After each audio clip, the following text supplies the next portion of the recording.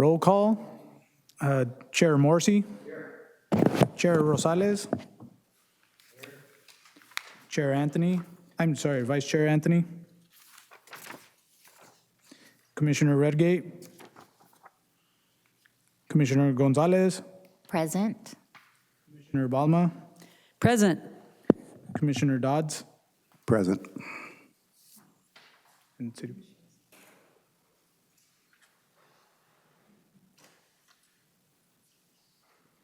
Let the record show we have a quorum. And Dennis did call in. He's going to be a few minutes late, but he's going to be here. So, do we have any communication on matters not on the agenda? Chair Morrissey, we do not this evening. If we could get a motion to approve our last meeting, When was that? October 27th, 2025. Are you serious? Excuse me, Chair I Morrissey. think I was, Sorry, excuse me, Chair Morrissey. I was just informed. Can you please turn your microphone on for the recording? Thank you. It's on now. Yes, thank you. I think I was in my 30s back when we had our last meeting. Well, I think I was still around then. I can motion to approve the minutes from last meeting. I'll second. Okay, can we please vote?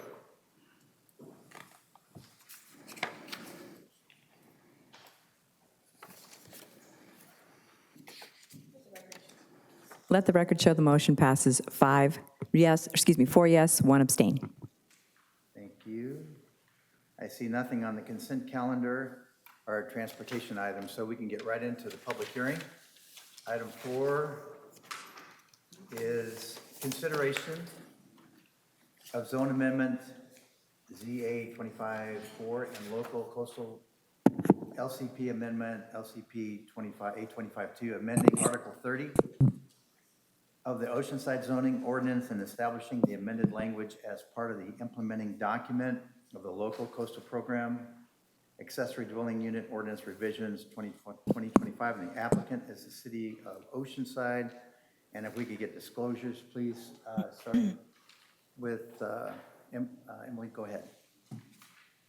I read the staff report, and I had a walk around downtown with Ms. Bachman, who's here, and I looked up some code and ordinances.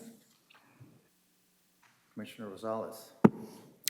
Thank you, staff report, and I chaired the original ad hoc committee with Shannon as the staff person when we developed the ADU policy back a few years ago.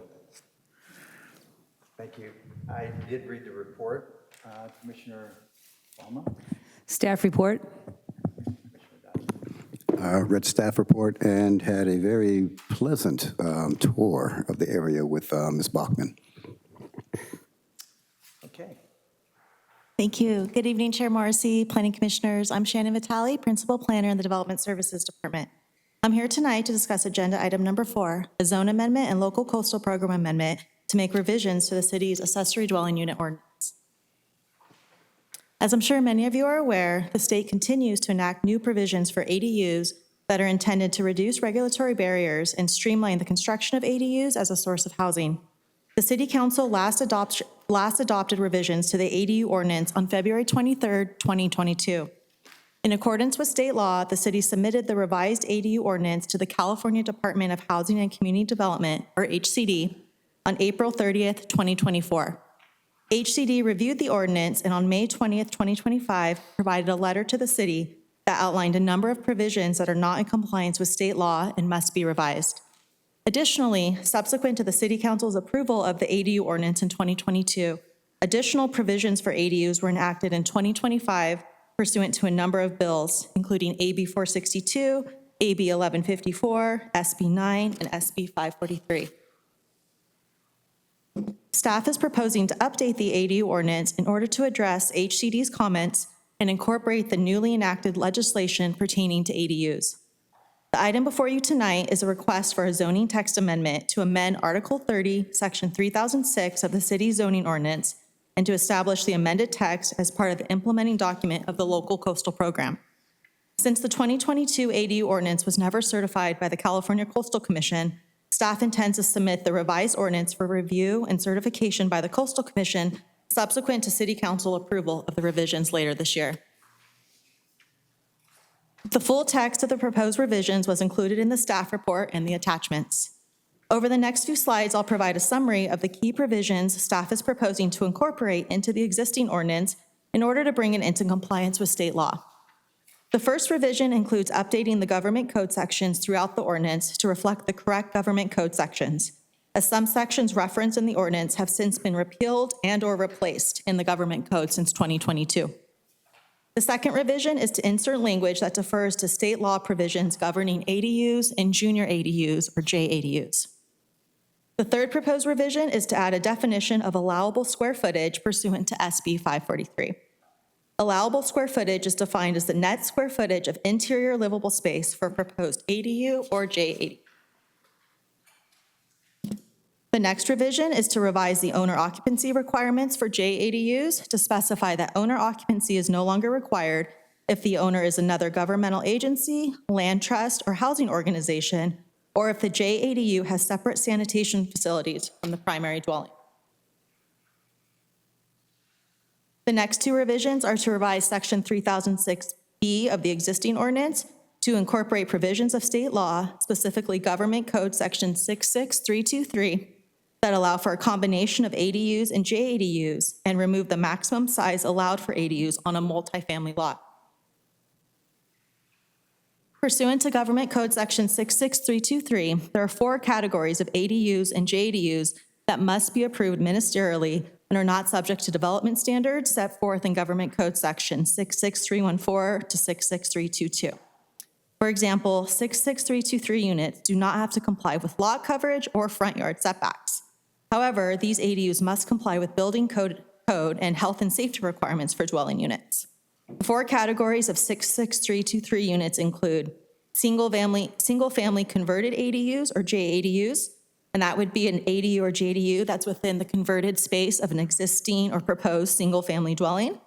This type of ADU must have exterior access and setbacks for fire and safety, but is not subject to the 4-foot side and rear yard setback. The second type is a detached new construction ADU.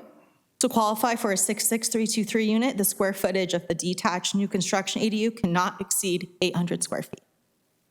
The third category includes ADUs within portions of an existing multifamily structure that are not used as livable space. And I'll go into that more on the next slide.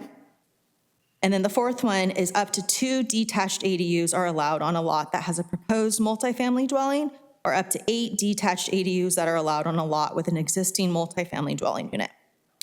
Pursuant to state law, a local agency must allow these 4 categories of ADUs listed on the slide to be combined as allowed by the site and lot conditions.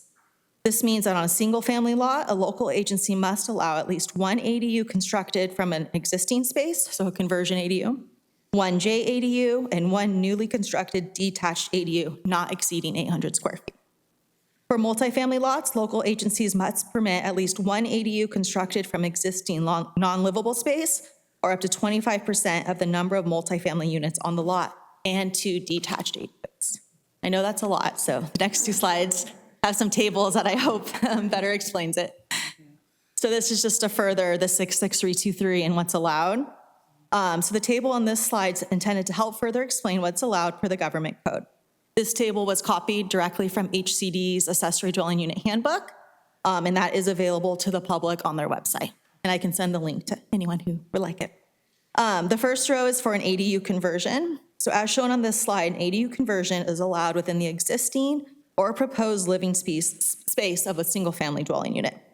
The conversion may be expanded up to 150 square feet to accommodate ingress and egress, and it must have exterior access. The second row is for a JADU. JADUs are only allowed within the existing single-family dwelling unit or an attached garage and cannot exceed 500 square.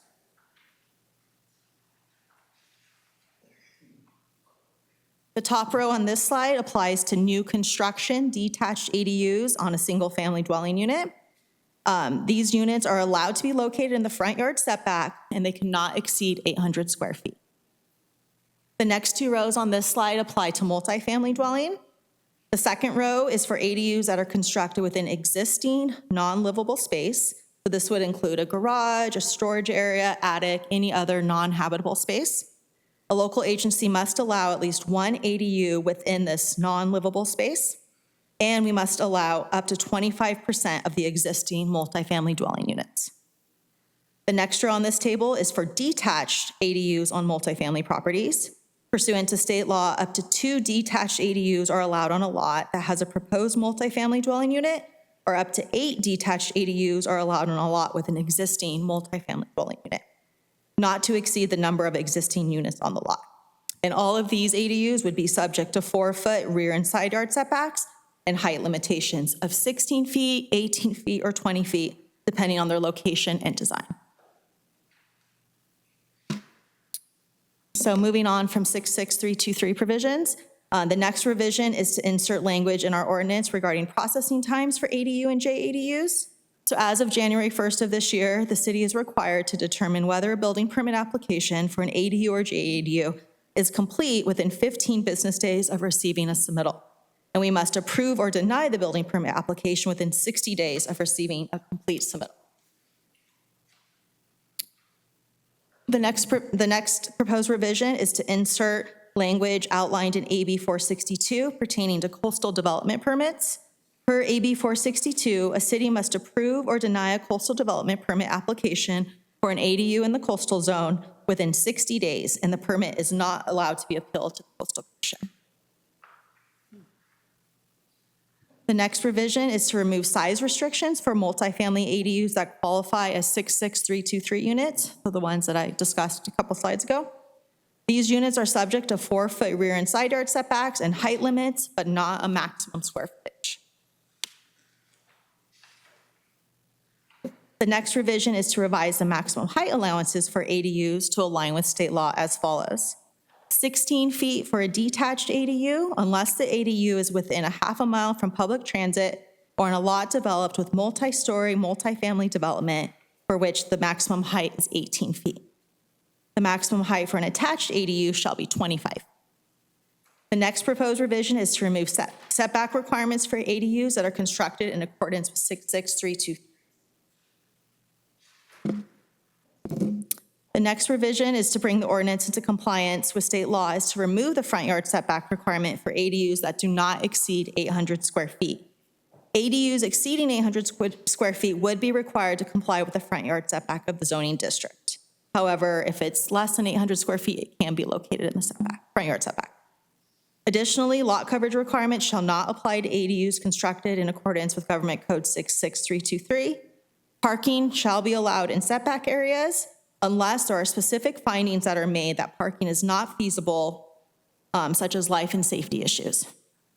Additional parking exemptions for ADU permits submitted with a new primary dwelling are no longer required to provide a separate parking space, or if the ADU is constructed in accordance with 66323, does not need to provide a new parking space.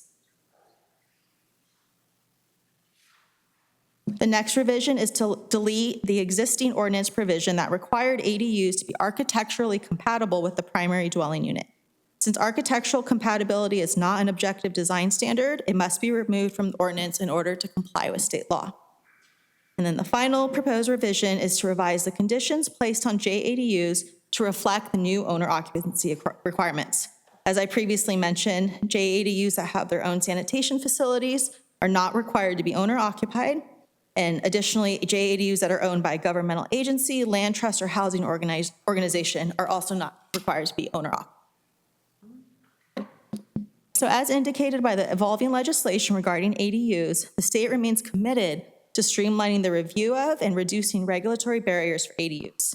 The city recognizes the importance of ADUs as a source of housing and continues to supplement a streamlined review in accordance with state law.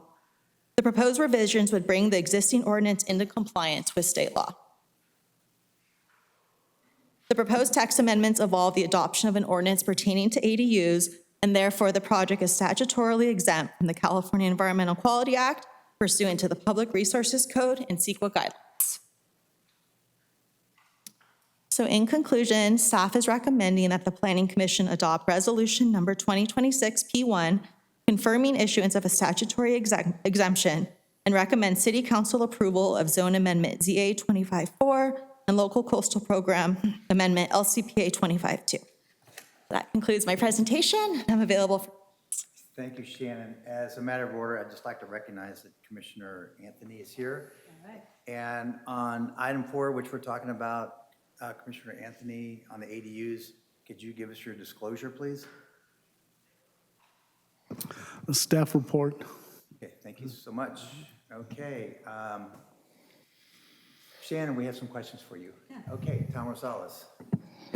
Thank you, Shannon, for that presentation. This looks like a lot of cleanup, I guess mostly based on state laws and the changes there. So that's my question.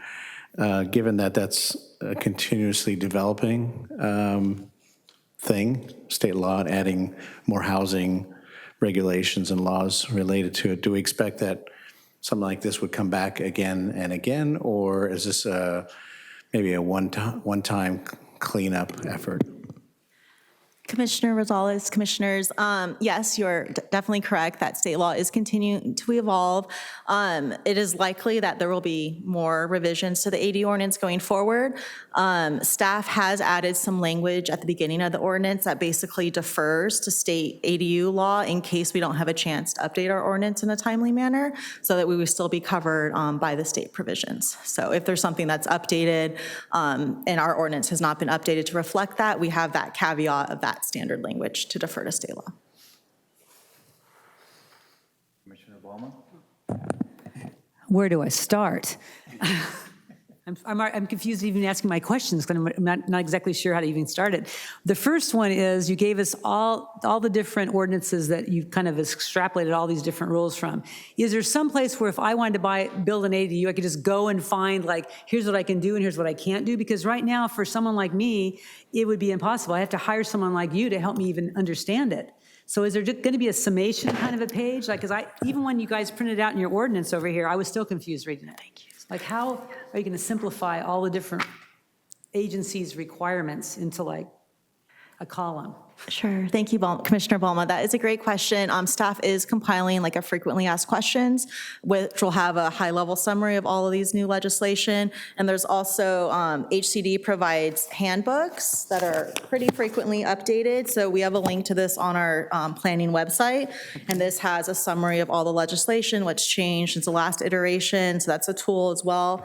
But yeah, we are updating our ADU website to include a summary of these new policies and things like that.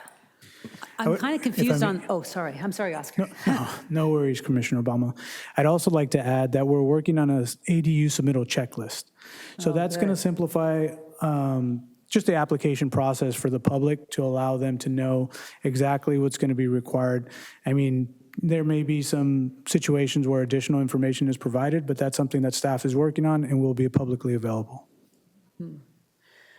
Like the requirement for different square footages was very hard to understand because we just completed an ADU and it's 1,200 square feet and it's detached. And it was like on an existing house that I built the ADU on, where I know that there's another caveat like we just talked about. If you're building an ADU and a house at the same time, there's like no parking required for that, but then there's so many different little things that go on. But is it 800 or is it 1,200 or is that just all subject to like, I don't know, whichever rule you want to follow? So Commissioner Ballman, that specific question, the 800 square feet is only if you want to benefit for the 66323 provisions, which allows you to build in the front yard setback and some other things. But that's where that 800 square foot Well, that makes sense. So in the front yard, you can't go any bigger than 800 square feet, but in the backyard or a side yard, whatever, you could do 1,200.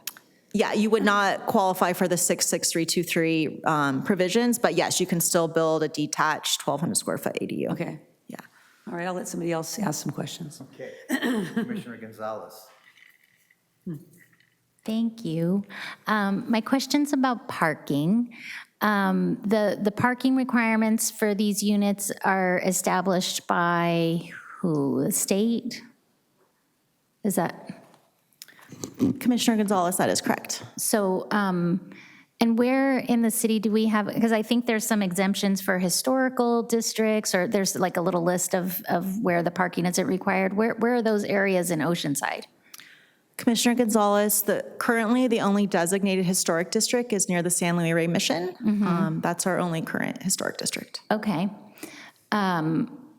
So our ability to sort of preserve and protect the parkways, like in downtown, you know, to maintain the tree canopy and that kind of thing, that was something that was brought up about, you know, protecting those when the driveway cutouts happen and we lose that space, that we can't really address that in this ordinance, right?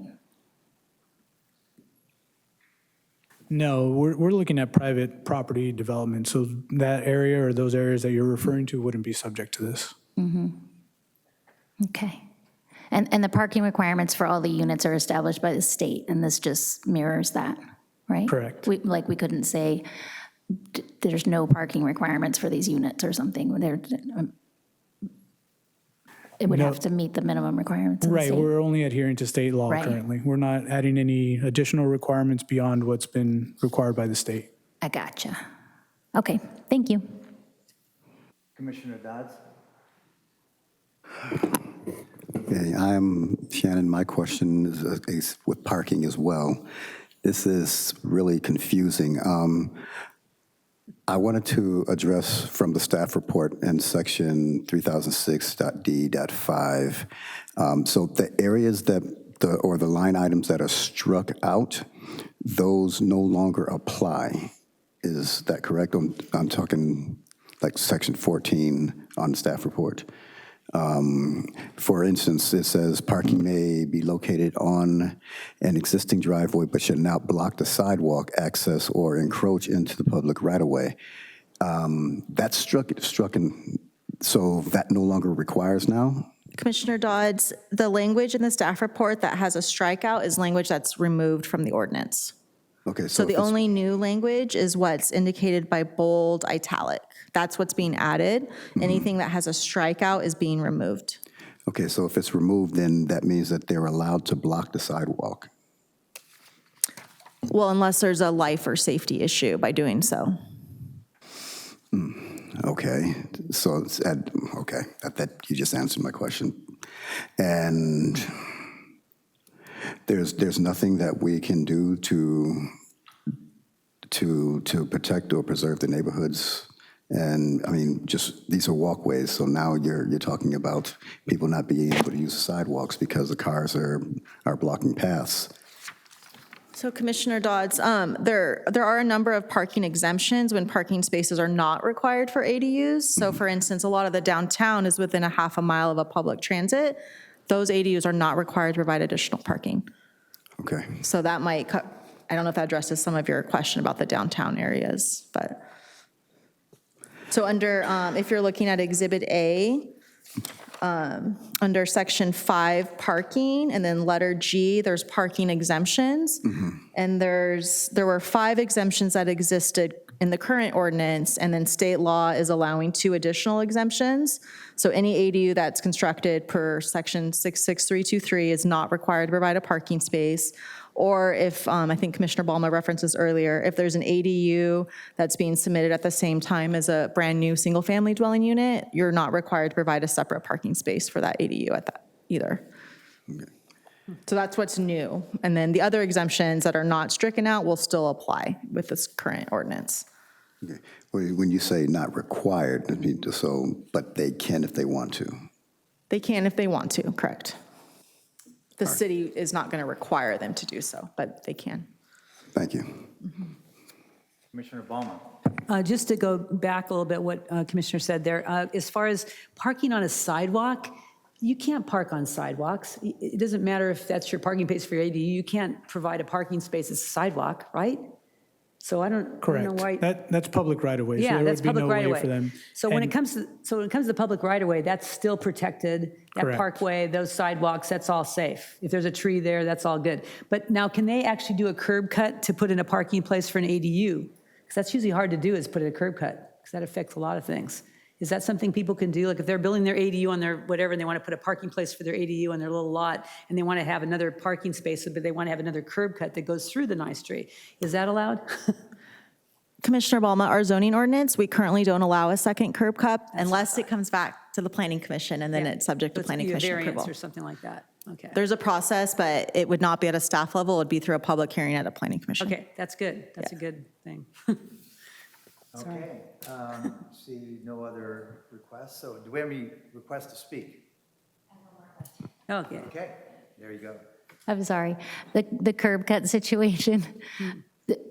A second curb cut would require an approval of the planning commission. Does that mean that the first one wouldn't if it didn't exist, or in addition to an existing one? I'm sorry. So how, Commissioner Gonzalez, how our ordinance is written is that a second curb cut is not permitted unless it goes through to the planning commission for approval. So the first one, if they wanted it, would be approved. Like, say there wasn't one now, and they did their unit on the front, and they wanted their parking there, they could cut through the parkway. So are you saying if the current access is through an alley? Because otherwise the primary dwelling would have to have some type of access to the unit. Right. So, yeah, maybe that wasn't the right example, but let's just say wherever the unit is, they want to put the parking in the front.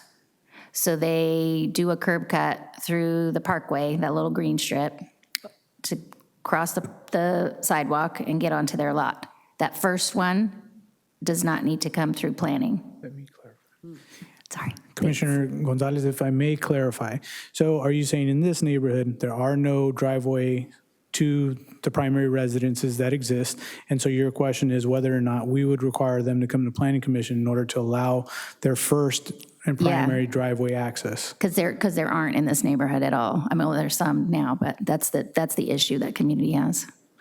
I don't believe that they would be eligible for that curb cut in a neighborhood that doesn't already have curb cut driveway access to the primary residence. Okay. Good answer. Okay, thank you. Mary Sue, do we have any requests? Yes, we do this evening. First up, we're going to have Thomas LaCroix. If you'll come forward, you'll have 3 minutes to speak, and state your name clearly for the record, please. Hello, my name is Thomas LaCroix, and I'm here representing Strongtown's Oceanside. And yeah, I'm not exactly sure what the curb cut situation is, but I'm here to talk partly just a little bit about that. If it is the situation, like I have a house that has alley access, I don't have a curb cut. That would fit your description of if I were to apply under, like with my understanding, I would have to go get permission to be able to make that curb cut, in which it sounds like that is a good thing. But if it's the case that you're just allowed to cut into that parkway, I don't think that's a good thing. That's really in the weeds. I hadn't been prepared exactly to talk about that. But but I would say no curb cut if you have access already. And it sounds like that's the case. Okay. So Sounds like that's a go. I also just wanted to add that I think that the state requirements are coming down saying what we are not allowed as the City of Oceanside to require. So when we're saying like, oh, we're only requiring, the state is requiring us to add or to bundle one parking spot per ADU, that's really just saying that the state is allowing the City of Oceanside to set that minimum. So I know that's not part of the amendments, but I think that actually hurts affordability because 1 in 5 new units and most like middle income affordable units are ADUs. New units are ADUs. So to bundle that and to require parking with that, I think hurts affordability. And I think that's not a good thing.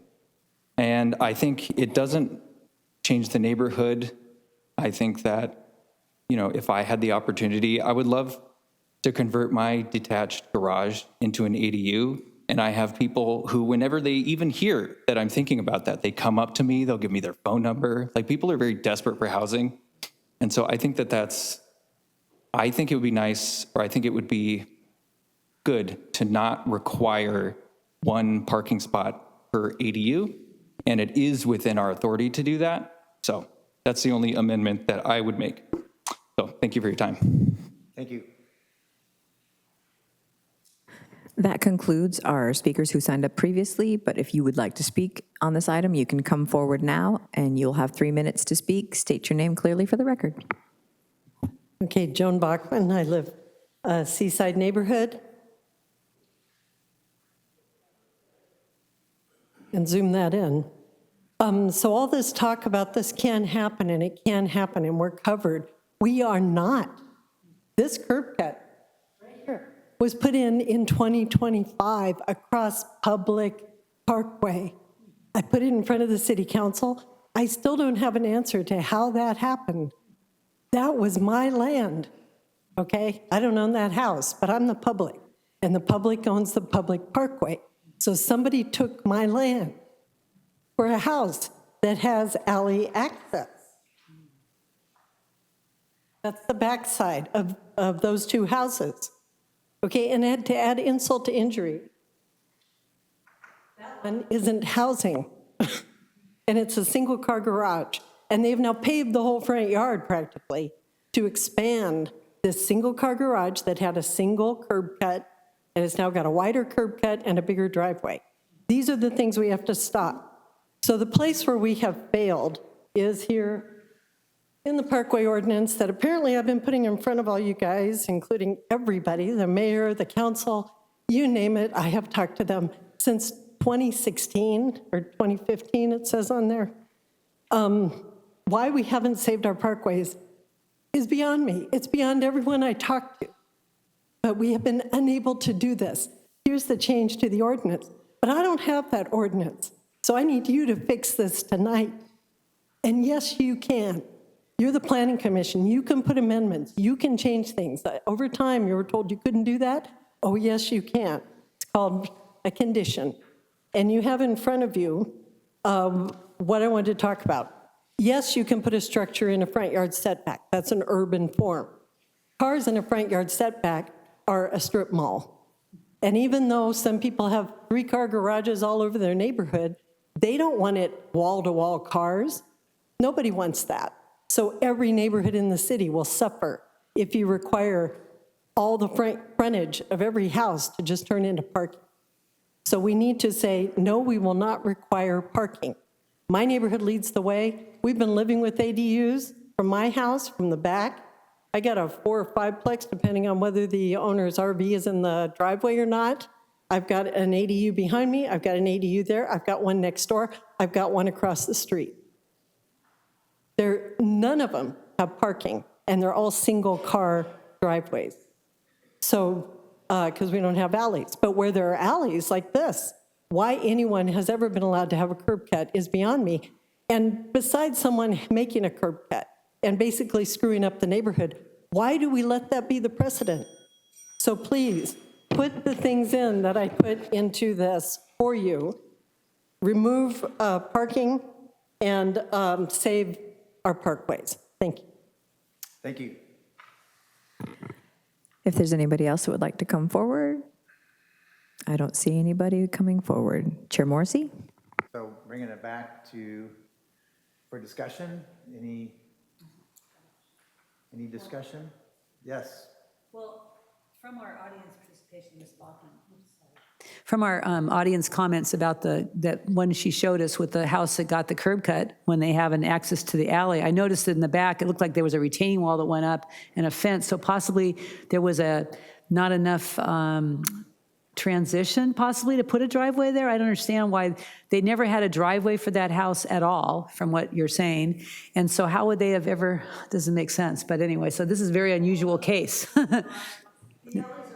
Full of garages. But that one there didn't have one, and it was allowed to do the one in the front. So it's kind of that's a very unique case, it sounds like. Like this is. The whole street's like that. And they put them in. So do you guys know anything about that, or? Commissioner Balma, I wrote down the address. I'm not familiar with the details, but we can look into it and get back. Great. Commissioner Dodds? The fact that this is actually able to happen, it just tells us that what our regulations or requirements are not stringent enough to avoid it. I believe Ms. Bachman does have some very good points in that a lot of these changes, they aren't specific enough to really protect parkways, to minimize curb cuts. I am not confident that what we have right now is strong enough to be able to protect some of these neighborhoods.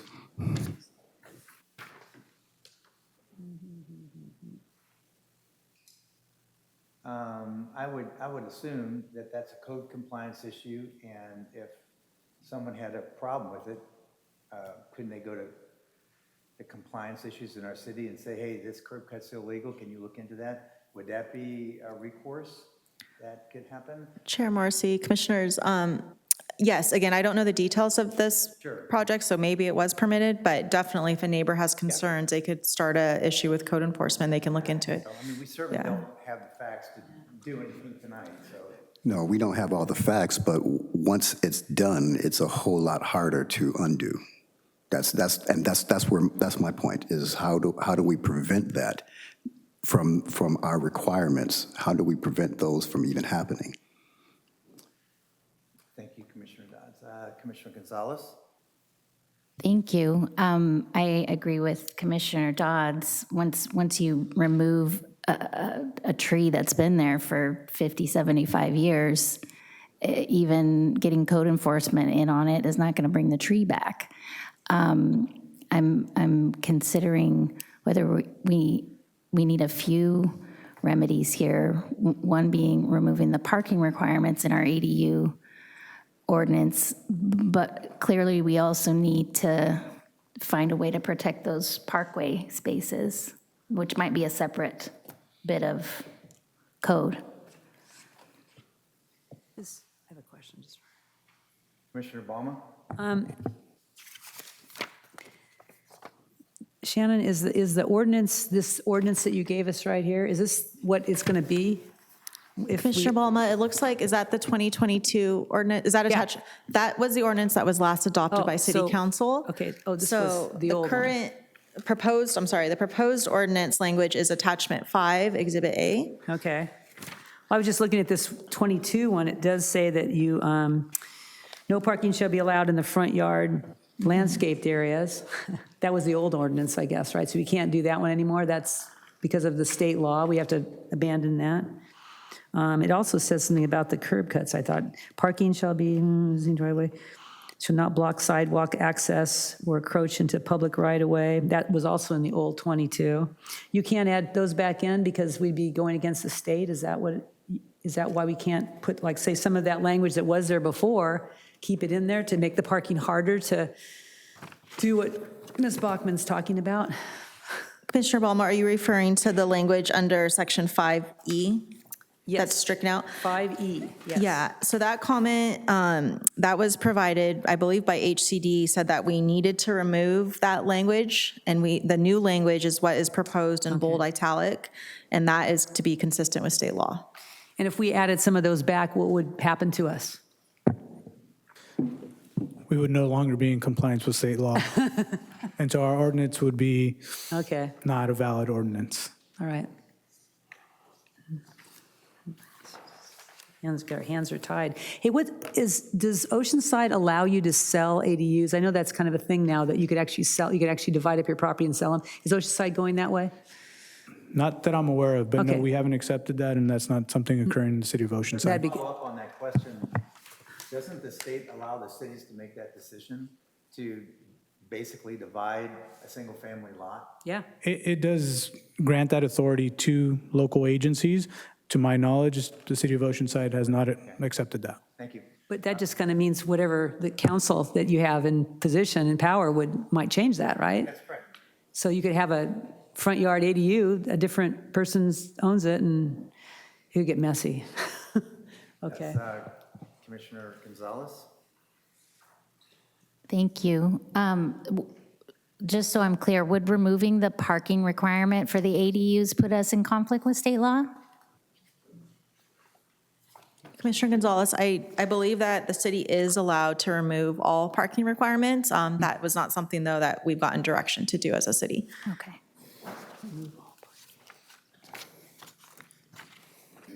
I see no other questions. So can I get a motion? I move that we approve the ordinance with the condition that we remove the parking requirement for our ADUs.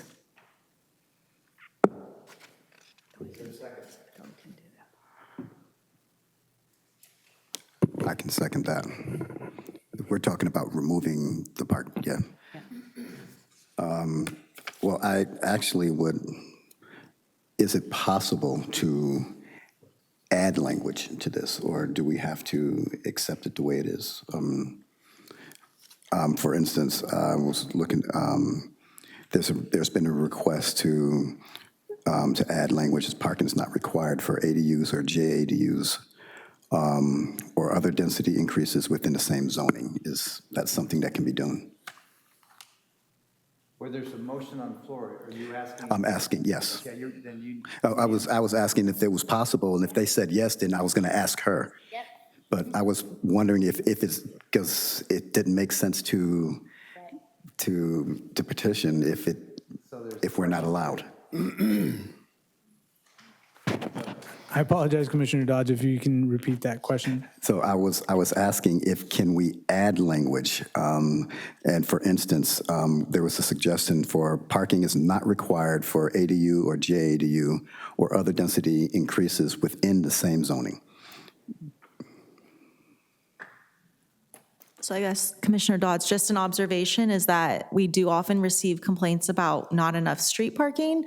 So just be mindful that if they're not providing on-site parking, most likely the cars will be in the street. So just something to consider. Understood. So we good with that? Yeah, I'd accept that.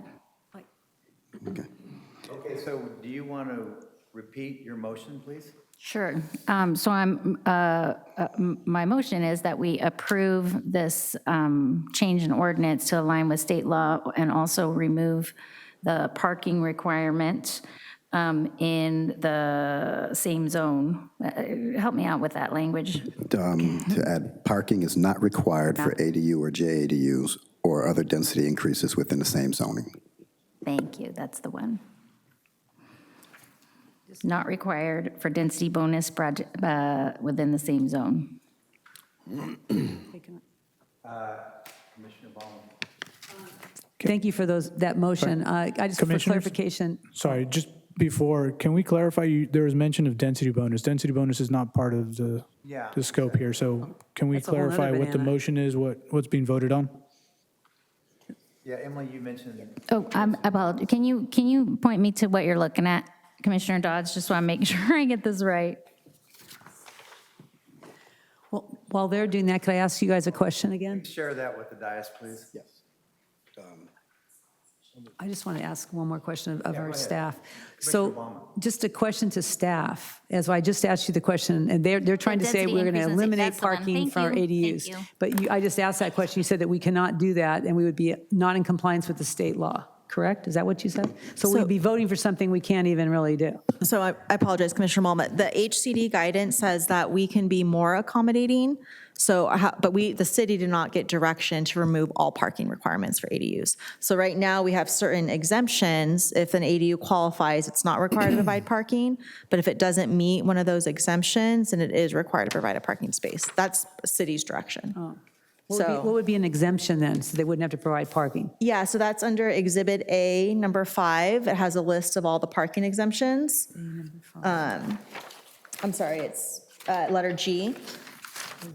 So if the ADU is within a half mile of public transit, it's not required to provide parking. If it's in an architecturally or historically significant historic district, if it's if it's a conversion, part of an existing primary dwelling unit, if there's a car share vehicle located within one block, if the permit application for the ADU is submitted at the same time as a primary dwelling unit, or if the ADU is constructed in accordance with Government Code Section 66323, If an ADU meets any of those requirements, it's not required to provide a parking space. If it doesn't, then our current ordinance, and we are allowed to require parking, it would be required to provide a parking space. Okay.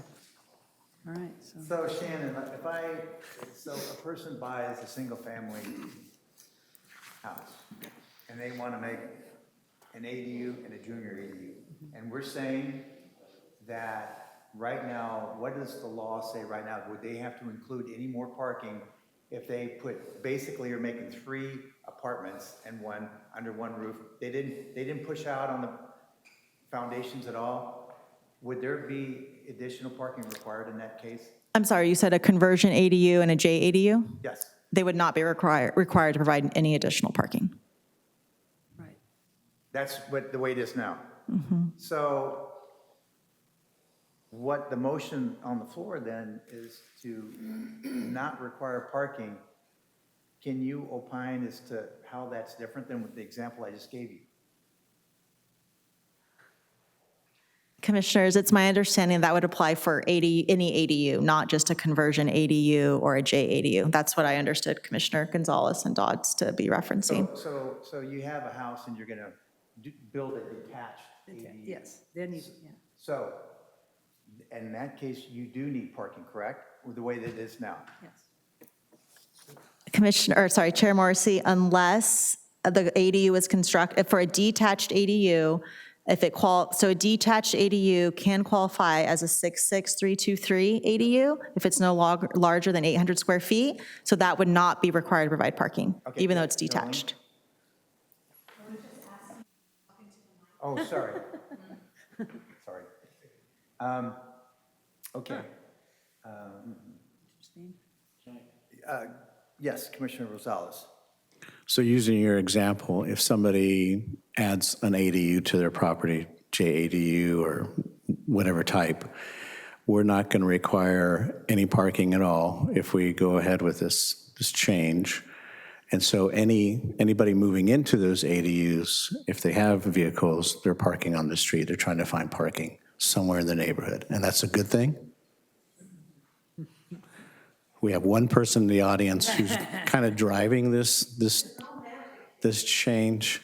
So I'm wondering, is there a groundswell for this change, or is it we have one interested person in a neighborhood? Bottom line is that people complain about the parking as it is now. This is going to exacerbate the problem, just so everybody knows that's what we're talking about. That's the point I'm trying to make is if we're not going to require that the house has any parking, they're going to come with cars, even if there's transit nearby, and so they're going to be on the street. And I'm just trying to gain an understanding, is that a good thing?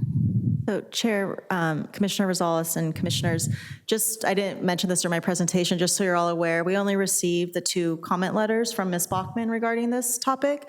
So to answer your question, if we're getting a lot of concerns about the parking that's associated with ADUs, I would say no. Thank you. That's what I was looking for. I'm happy to speak to that. Commissioner Baumann, did you? Okay. I didn't, but I just was, I'll make another statement just because. So that example that we got from the audience about the curb cut thing is very unusual. We don't know exactly what the reason is. You cannot add curb cuts even when you have an alley access to your property. So the whole idea of what's going on in that neighborhood that's an unusual situation that happened, but it's not something that's likely going to happen in the future from what you guys are telling us. Yeah, oh, good. Thank you for the question. Darlene Nicandro, Director of Development Services. I oversee code enforcement, and I know that this is a very particular case that you guys are interested in. I will talk directly with our code enforcement manager to look into this. If it's not tied to the policy before you, I recommend that we move on. Agreed. Yes. Okay. Commissioner Gonzalez. Thank you. I guess I'm thinking about, thank you for pointing me to this language and helping my brain out. Not requiring ADU or other density increases within the same zoning, parking not required, yeah. We are changing as a city and as a state, and part of the reason that we continue to rely on auto transportation is because we continue to make space for more cars, so something's got to give at one point. We could help encourage the public to consider alternative modes of transportation, and there's a lot of young people who are looking to live here in the city who don't have cars. And it could be, we could be leading on this instead of continually imagining that every single person who's going to be living in one of these small units is going to come with their own vehicle. Folks are changing, expectations are changing. So for clarity, one last time, please state your motion. Got it. So I'm moving that we approve of the code change to align with the state, and also on the condition that we remove the parking requirement. So adding a line that says parking is not required for ADU, JADU, or other density increases within the same zoning. Is there a second? It was. I'll second. Please vote.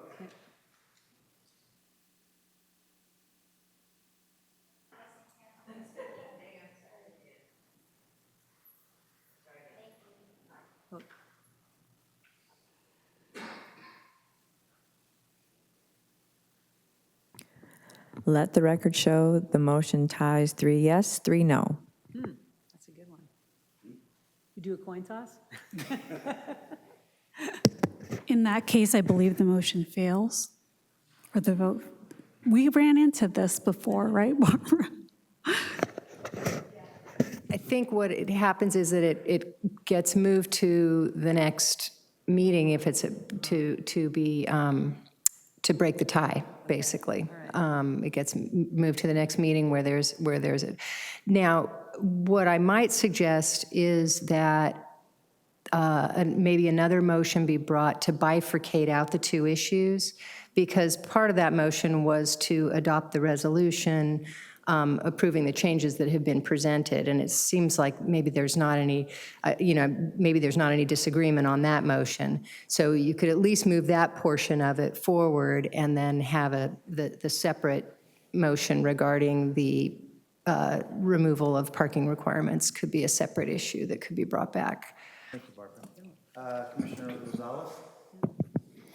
Thank you, Barbara, for that clarification. Yeah, I'll make a motion that we consider consideration of zone amendment, CA 2504, local coastal program amendment, LCPA 2502, amending Article 30, Section 3006 of the Oceanside zoning ordinance, and establishing the amended language as part of the implementing document for the local coastal program. The applicant is the City of Oceanside, and it has to do with revisions to the accessory dwelling unit ordinance. Is there a second to that motion? I'll second. Please vote. Well, before we, I'm sorry, I'm a little confused with what you just motioned. I apologize, because I was listening to what, Sure. Let's continue. because I wanted to make sure, because she was talking about splitting them. Right, so my motion is merely to accept the amended proposal, or the proposal of the amended changes to the ADU ordinance without any additional elements to it. So we talked earlier about adding a restriction, a complete elimination, of parking. This just accepts what's in front of us as Shannon ran through it earlier. No other additional elements to it. But will we be able to bring back a motion, I guess a discussion concerning the parking and the parking curb cuts, parkways, or is this done? Because you gave us an option of being able to split this and then bringing back the parking and all of that later. Right, so that at least, and this is all a recommendation to council. Right. So my suggestion was to bifurcate out the original motion that tied, where the vote on which tied, and have a motion which Commissioner Rosales has now made to adopt Planning Commission Resolution 2026-P01, which recommends City Council approval of the zone amendments that Shannon has presented to you tonight. And then the second part of the original motion that was already voted on can be brought back at the next meeting for further discussion. And that motion was to recommend removing parking requirements for all ADUs and JADUs or other density increases, as I understand it. So that motion could be brought back for further discussion when you have a full commission present to break the tie on that. Does that make sense to everybody? It does, but as Commissioner Rosales, your motion then did, in the way you presented it, we're going to almost like taking out the parking part of this resolution, right? We're approving everything except for the parking part. Correct. You didn't really say it like that, but that's kind of what that's what I'm interpreting Yeah, it it's as. just a From what simple- Barbara told us, I like that. It's a simple motion Okay. that says we're going to go ahead with what staff recommended. So it's adopting staff's recommendation to adopt Resolution 2026-01 But without the parking requirements. without any element related to parking. That's different than what was presented. Okay, so that's still like, does that sound right, Barbara? I'm still confused. I know, same here. So if I may interject just for a little bit, Commissioner Rosales is just recommending approval of what staff is providing. What Okay. Barbara mentioned is a potential alternate motion that is going to bifurcate that process. But what's in front of you is what staff has proposed. If that fails, then there's an opportunity for another alternative motion, which potentially could be bifurcated, as Barbara mentioned. Yeah. I kind of like the idea of holding back the parking for the council to maybe get some further input before. We can recommend to them that we think everything's great here except for the parking's a little bit controversial still. You Correct. might want to put some more time into it and get some more public feedback. That's kind of what I'm voting for, if that's what it And is. that's kind of the intent here. Okay. Because we know we're just making a recommendation to the council. Okay. They're going to have their own deliberations, so Okay. I think if they chew on it a little bit more, maybe they hear from more than just one person in the neighborhood. Yeah. That's Right. probably a good thing. Yeah, because you made a point about, there's a lot of neighborhoods that don't appreciate the fact they're going to put more cars on the streets. This neighborhood doesn't want them, but other neighborhoods might not like that. So they got to look at the whole city when they. Exactly. Okay, I agree with that. So that's the intent here. Okay. Okay, so there's That's a good. motion, is there a second? Yes, I second. Okay, I- please vote. Okay. That was a hard one. Let the record show the motion passes 5-1. Okay. Item 5 is San Diego County Department of Agriculture Weights and Measures presentation. Yes, Mary Sue. No, we don't have to have a agree. Oh, okay. We already didn't vote for it. Well, maybe it comes back. I don't know, she was That's saying. what I was, that's what I Maybe when we have understood. another forum, maybe we have another person. We I can. understood that it was going to come back to. Well, right now we By Jasmine Lopez. Hi. approved it. Good evening. It's everything but the parking. Yes. That's kind of just, we need more discussion. My name's Jasmine Lopez. I am a Deputy Agricultural Commissioner / Sealer for the San Diego County Department of Agriculture Weights and Measures. Thank you. So I'm here today to provide some information regarding HLB and ACP. These are pests and disease of citrus that is affecting San Diego County and the state as a whole. The County of San Diego's mission is to promote agricultural trade, public health, food security, consumer confidence, and a sustainable environment for the San Diego region.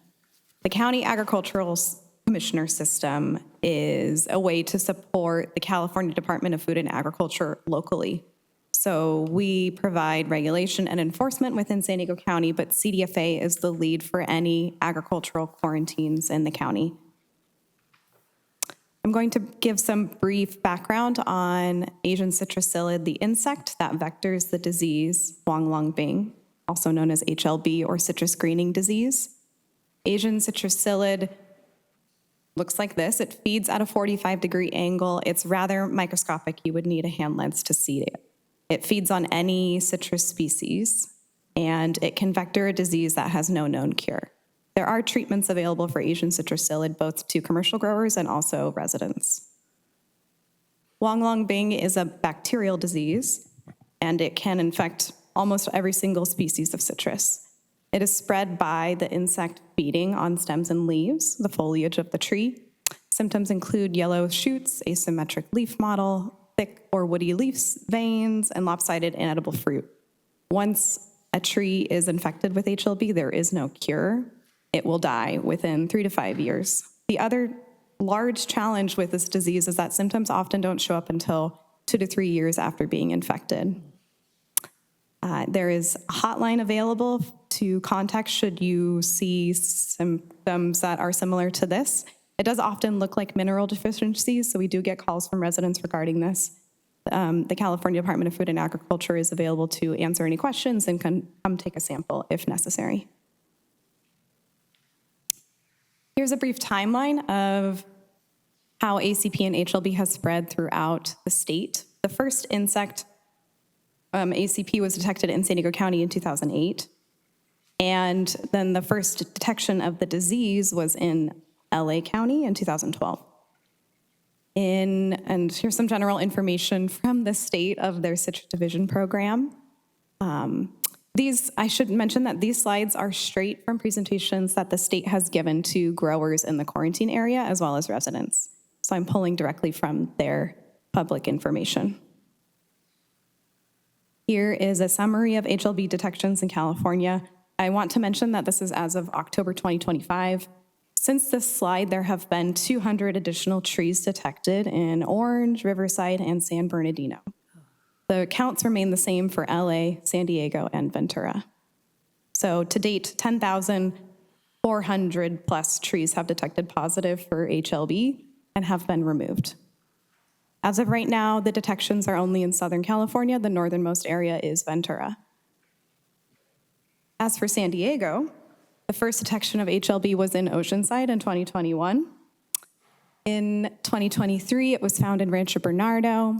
In the same year, Valley Center. The next year, Fallbrook. And then in 2025, Valley Center. There was an expansion. The most recent expansion was in San Clemente, which is Orange County, but it did extend somewhat into Camp Pendleton. There are no citrus trees, to our knowledge, on base, so there were no fines in San Diego, no affected quarantine activity in San Diego County in September 2025. Here are the detections for each of the areas in San Diego County. As I mentioned, there have been no additional fines since Valley Center expansion in March 2025. So Oceanside had a total of 9 trees that tested positive in 2021. These were all residential trees. This is a slide that provides the ability to see if you're in the citrus quarantine area. For residents, the general requirements are to not remove stems and leaves of citrus from your property.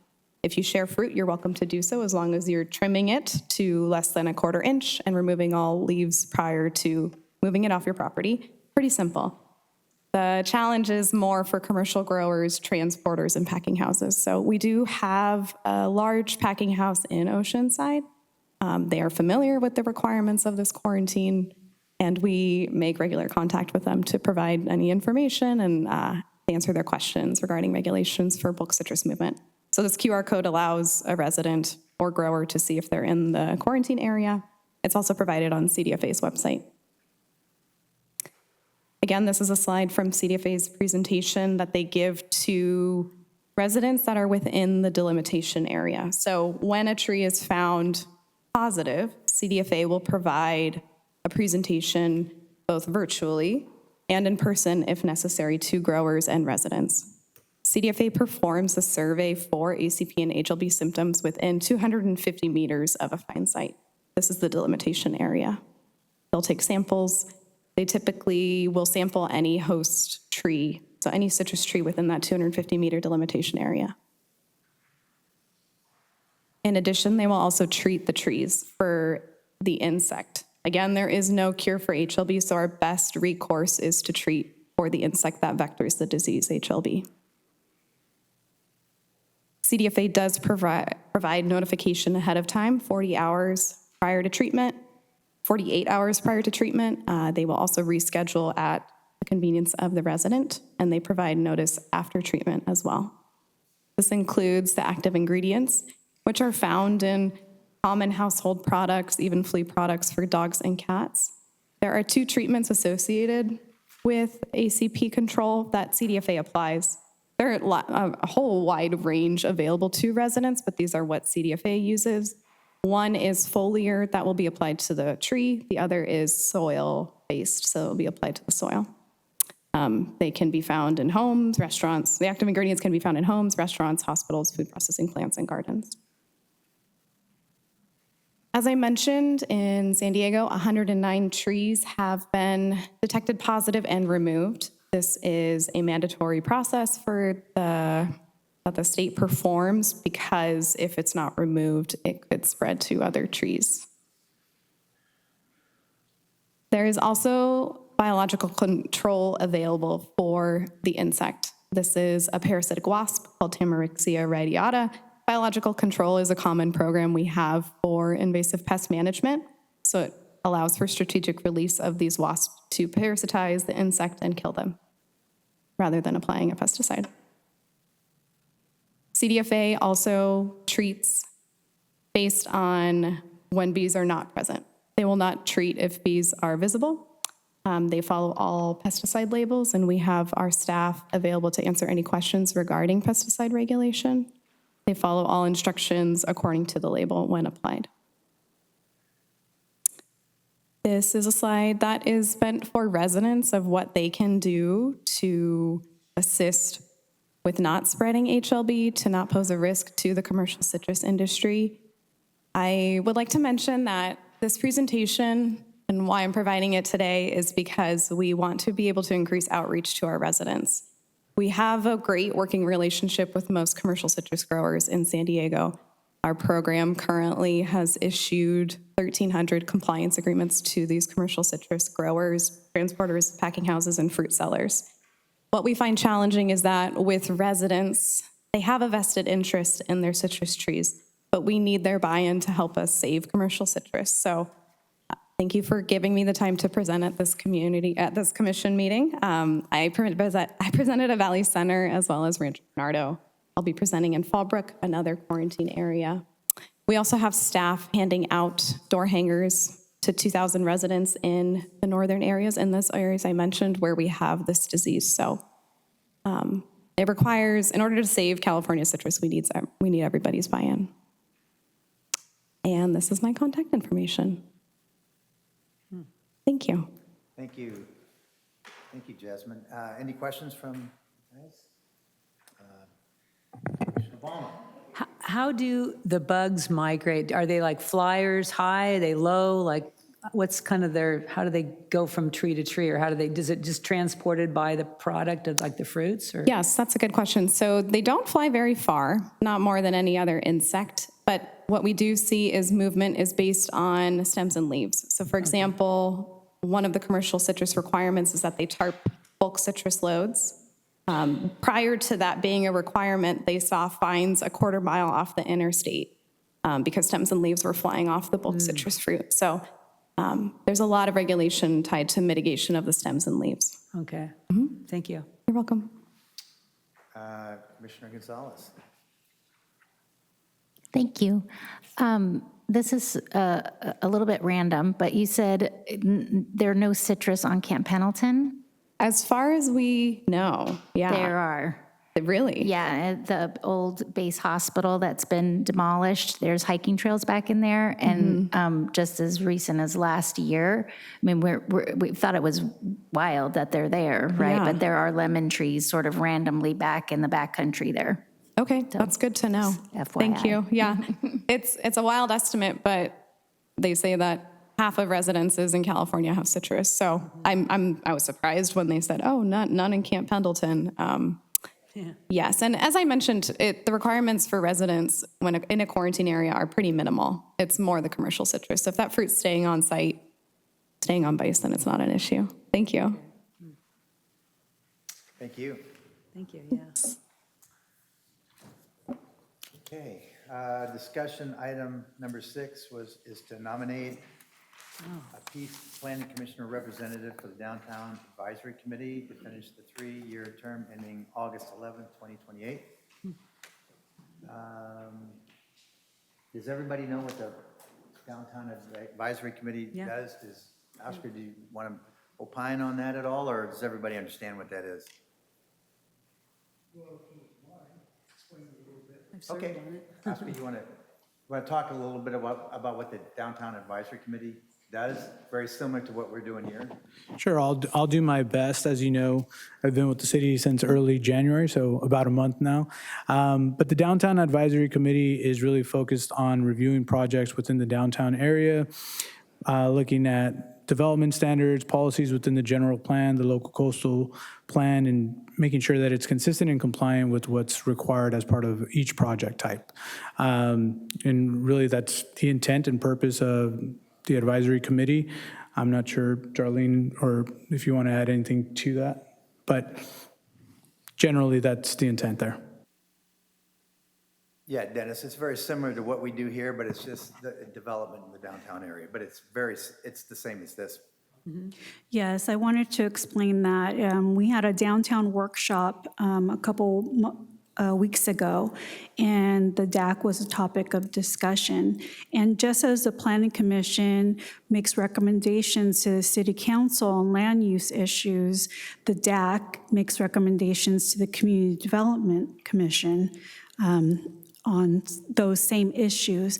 What's different is that the makeup of the DAC committee is more, I would say, more focused on people who have more business background. There's representatives from the tourism industry, but as what the CDC required us to do in the workshop was to go back to the DAC and say, how do you want this to be made up? So if you have time to participate and it sounds exciting for you to get involved in the downtown, this is it. The 9-block master plan that was envisioned very long ago was completed earlier in January through approval of the blocks 5 and 20 plan. So what we're trying to do is establish a specific plan for the downtown as well as a number of other things. Thank you. So is there any interest by anyone on the DAC? Commissioner Rosales. Yeah, sorry, and I'm the reason that we're talking about this, because I think I was nominated and put on, and I could never go because it was on Wednesdays, like morning time, like 9 o'clock or something like that, yeah. Plus my term is up in April and I'm not reapplying, so it made sense to shift it over to somebody else. So, Dennis, are you interested, or Emily? I wouldn't be able to make that time. Okay. Yeah, it's kind of the day, it's daytime. and I guess procedurally wise, if we can't find somebody from the Planning Commission to attend, then they're just minus our presence for the DAC, correct? It's not a game stopper. I would have to look into that because I don't know the specific bylaws as to who's required on that committee. I don't have that in front of me, and I'm sorry. No, I think the bylaws probably say that, we're represented or somebody from the Planning Commission should be there, but if we can't get somebody there, the seat just sits vacant until we can get somebody there. Right. I believe that's just the way it has to be. just the way it is. We can't force you. Yeah. Okay.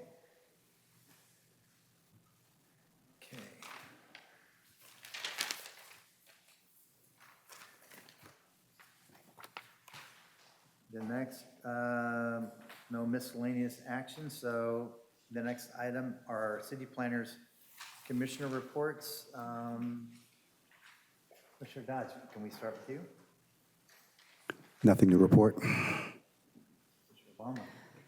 I have a question for staff regarding base density and how that applies to areas that, like even in our own neighborhood out in South Morro Hills, like right now it's 1 house per 2.5 acres, but in the case of an ADU and junior ADU, you can add 3 units, and that increases the base density now to 3. So if you're going to apply for something like a low-income housing kind of project, you'd actually be able to go 50% more than that. Would that mean that you'd have 5 more units, or would you be able to do just 4? Like, how do you, like when there's 3, when there's an odd, any place in the city that it would apply, like in a one acre lot, situation, would be the same thing. If you allowed for 1 house per acre, but you can do a junior and an ADU, you now increase your base density to 3.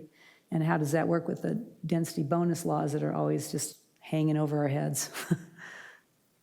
Well, most single-family residences are going to be allowed to have 4 ADUs on site. Oh. As Shannon had mentioned earlier, as part of 66323 and 66314, you're going to be able to have 4 on site. Okay. The density bonus would not allow you to increase the number of units that you would have there. So that would be strictly in adherence of ADU law. No, this is for like low income, like when you try to get the base density because you're going to apply for some, lower income residents, you usually be able to add 50% more on top of that. I've talked to a couple developers, and that's what they tell me. That's why I'm asking you guys, how do you read that? Because hearing from a developer is one thing, but how do you, what do you dissertate from like that? Now, if it's 4, the base density, like say in South Morro Hills is a 2.5 acre lot, we can have 4 units out there. My base density now, I can increase it by 50%. If I do a low income housing kind of a thing, then I can have, 6, right? See, that's what I thought. But I thought you can have 4 if it's commercial. It's residential? Good. So please clarify, because are we mixing density bonus and ADU law together, or what? When you What are we? add your ADUs onto a lot, or any place, you've now increased your base density of whatever that lot's zoned for. So in the case out in South Morro Hills, it's 2.5 acres per house. But now if I add my 4 ADU, my house plus my 3 more, ADU or junior ADUs, then now I have my base density at 4. So now when I go to apply for a density bonus, I have that as my base density. Now I can add 2 more, so now I have 6. Okay, so Is that right?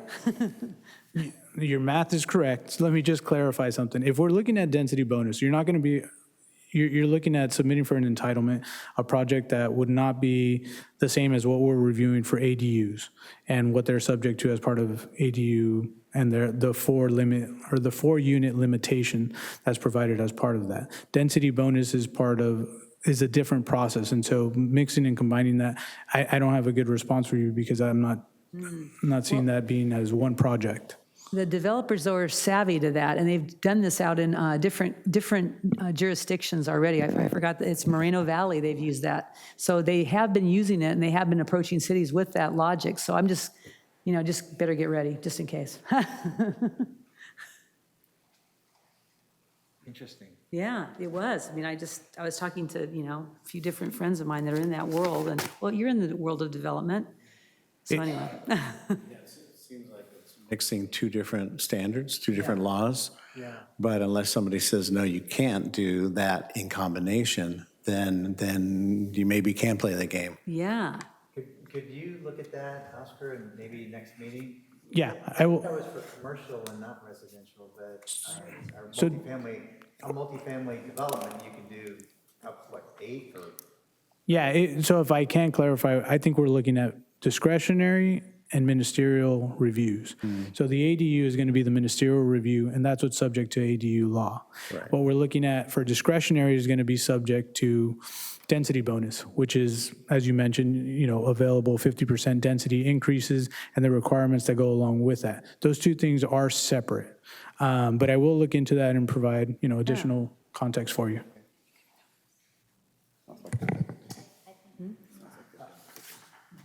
Commissioner Obama, did you have any? That was all I was going to just ask or talk about. Yeah, thank you. No report. No report. No report. Oscar, do you have anything to add tonight? Actually, I didn't want to do that to him. Okay, Darlene. He's doing an excellent job.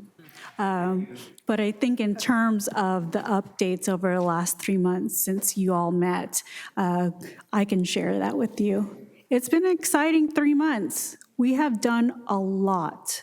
The Oceanside Transit Center was approved with 547 apartments. 810 Mission, which is right now the NCTD office building, that was approved with 206 units. And as I mentioned before, blocks 5 and 20 was approved with 377 units. So we're looking at just the 3 months that's happened, over 1,100 units in the downtown have been approved. With that, the council, like I said before, requested a downtown workshop where we went into density and the concerns and things like that, which we're going to dive into more as a department. But I also wanted to let you know that some good news is that last week at the Coastal Commission meeting, the Coastal Commission ultimately approved our local coastal plan amendment to have, and I'm not going to call it a cap, I'm going to call it a limit at 43 DUs per acre in the downtown. Now, with density bonus, that could get you up to 172. Oh, not 43, 83.